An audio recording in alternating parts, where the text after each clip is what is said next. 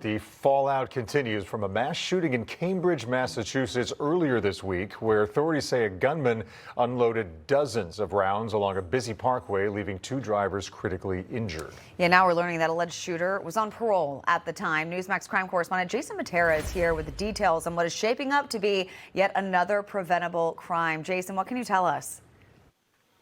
Yeah, Kyle, Charlotte, so it sure does look like this mass shooting was preventable because the judge who sentenced the gunman previously actually admitted that she was taking a gamble with her leniency. Now, we'll get to that one in a moment. When Tyler Brown opened fire on motorists Monday afternoon with a semi-automatic rifle, you can see him there, he was on parole and probation for a 2021 conviction in which he fired a slew of bullets at Boston police officers, nearly striking one in the chest. Prosecutors recommended 10 to 12 years for that attack, with one officer warning the judge that Brown would reoffend if he got out early.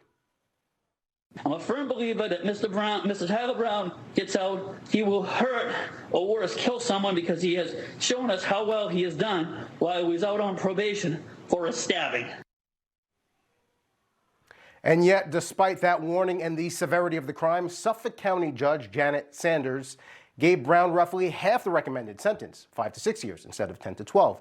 And she even acknowledged that going easy on him was a roll of the dice. I can't look into a crystal ball and figure out what's going to happen once you get out. But I do understand that I am taking a risk here. And I just pray that my intuitions are right. Yeah, those intuitions, they were dead wrong.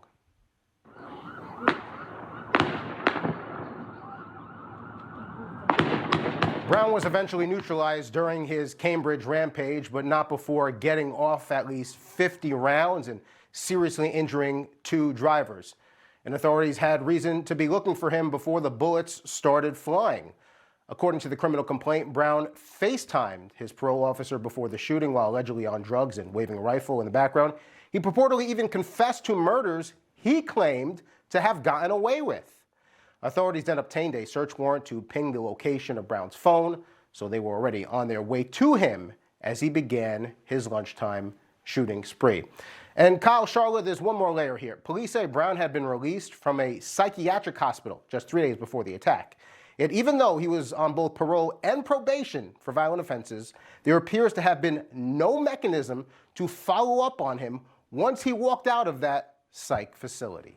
And we all just saw that video right there. Why would he even be released from a psychiatric facility? We can tell that his mind is clearly There were so many right. layers there that should have kept him behind bars with this. This is wild, and it's ridiculous that this keeps happening, Jason. Thank you.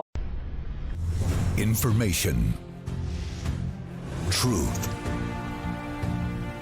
is freedom.